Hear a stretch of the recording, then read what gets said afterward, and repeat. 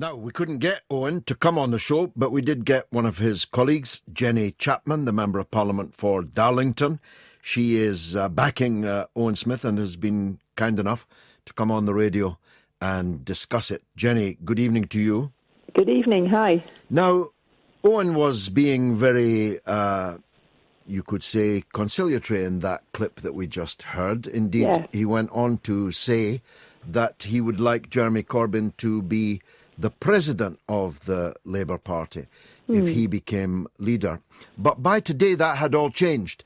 And Jeremy had become a bully, encouraging a bullying culture. If he's a bully, encouraging a bullying culture, why would you want him to be the president of the Labour Party? Well, because that's not... No, I don't think anyone's called him directly a bully, personally. What Owen said and what I would say is that Jeremy's just allowed a culture to develop in the party where bullying has taken place, and particularly directed towards women. And, you know, he could and he should have really stamped that out when it first started to emerge after his victory last year. He didn't do that. That doesn't make him himself personally a bully. Of course it doesn't. And what Owen's said, quite rightly, is that he recognises many of the good things that Jeremy's brought to the Labour Party over his career and during his spell as leader. And he feels that that should be acknowledged by the party. And I think that's right. And that sort of tells you a bit about the kind of person that Owen is. But one of the reasons that Owen said what he did today about the culture in the party is because me and many colleagues, and, you know, don't forget, one of our friends and colleagues was murdered in the street doing her job just a few short weeks ago. And we've gone to Owen and we've said, look, if you're leader, what will you do about this? And he's actually listened to us and he's taken it seriously. And I just feel I've got more confidence that Owen will address this and take the temperature down in the party and just make it, you know, the kind of party where people want to get involved, want to debate, where we can attract people who are not, you know, interested in that kind of politics. And, you know, that's why I'm backing Owen. You do realise you have just linked Jeremy Corbyn with the murder of one of your colleagues? No, I haven't. No, not at all. That's an awful thing to suggest. I haven't done that. Well, what does Jeremy Corbyn have to do? What I'm saying to you is that when something happens like that, it sends a shockwave around everybody who worked alongside her. And a good boss and a good leader would understand that and take extra steps to make sure that we're not feeling threatened and that we have, you know, a leader who calls out that terrible, terrible behaviour that's going on. And he just didn't do it. And a good employer, a good boss, you know, would have done that. And he didn't. And a lot of us, you know, we are upset about that. And he ought to understand why. Well, you are now. You've just done it. I am absolutely Jenny, not. How dare you? You've just done it twice. The listeners have heard it. No, you have said that Jeremy Corbyn has somehow failed to rise to the occasion of the murder of your late colleague. I am saying that female MPs have never, ever been subjected to this kind of abuse that they are getting now. And it's being done in his name.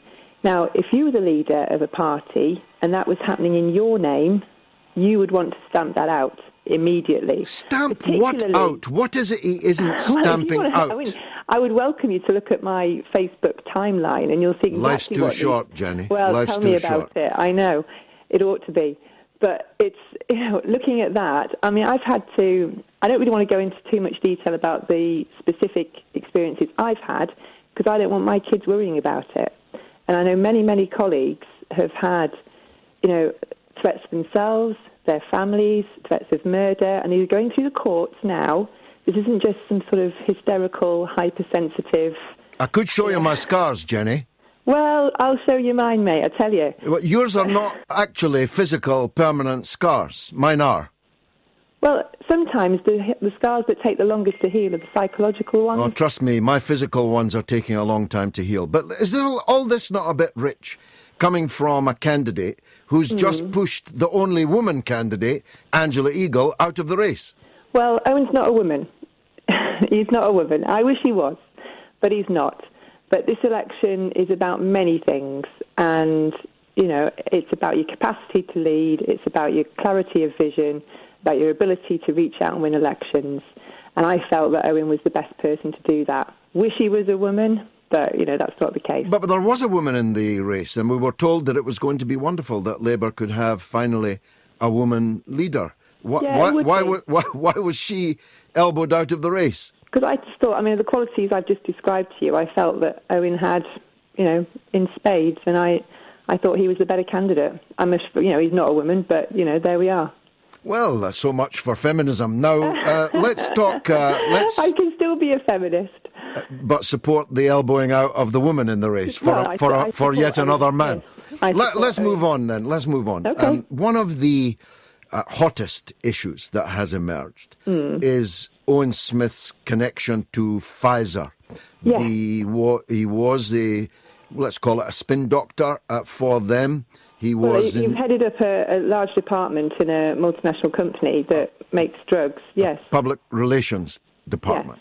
Yes. So he was the head of the public relations department of Big Pharma. Pfizer doesn't get any bigger. You've just conceded that. And GSK make drugs just outside my constituency.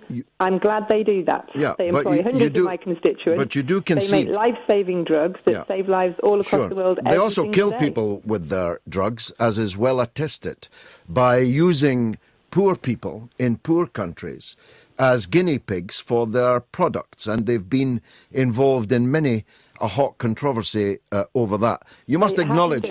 Absolutely, yes, I do. You must acknowledge that there's something controversial about someone running to be leader of the Labour Party who spun not just for Pfizer, but an even more controversial drug company, which was fined $750 million in the United States for selling dangerous products. He was also their spinner.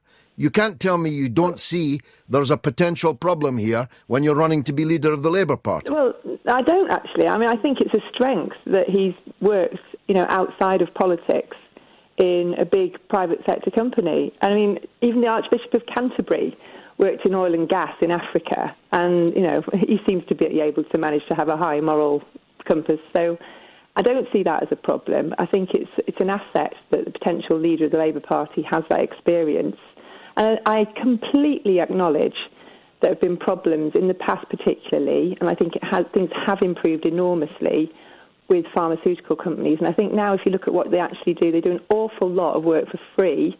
And I was talking to someone who works for GSK about this just last week, because I say they're a big employer in my constituency, on drugs to treat malaria, to prevent neonatal death in the developing world, because they are the first to acknowledge some of the very, very poor practices that you described, you know, that have gone in the past, and Owen was they've been held to account for that. But Owen was working there when they were fined. Well, I don't $750 million. Are you saying that Owen Smith was responsible for what are you exactly trying to say? I'm trying to say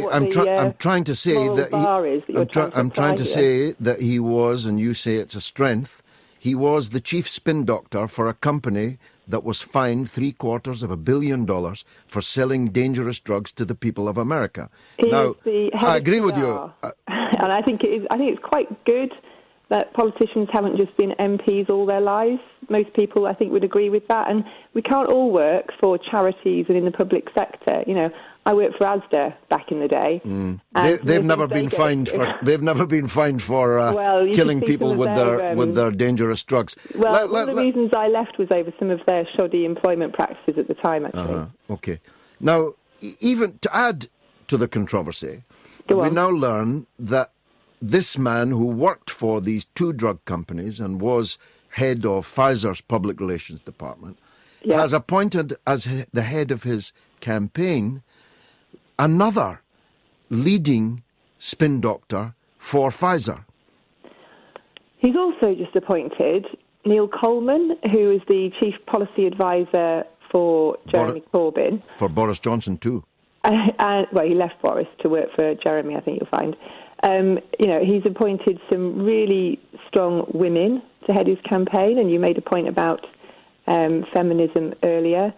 And, Owen will build a campaign and a team that will come from all walks of life, and that is a strength of his, and that's something that I wish Jeremy had done better. Owen is a team player, and he will work with people very, very well.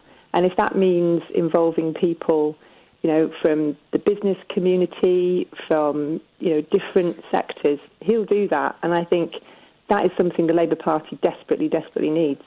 Jenny Chapman, thanks very much for joining us, MP for Darlington and one of Owen Smith's principal backers. As I say, we have pursued Mr. Smith himself, but they have inadvertently or advertently failed to get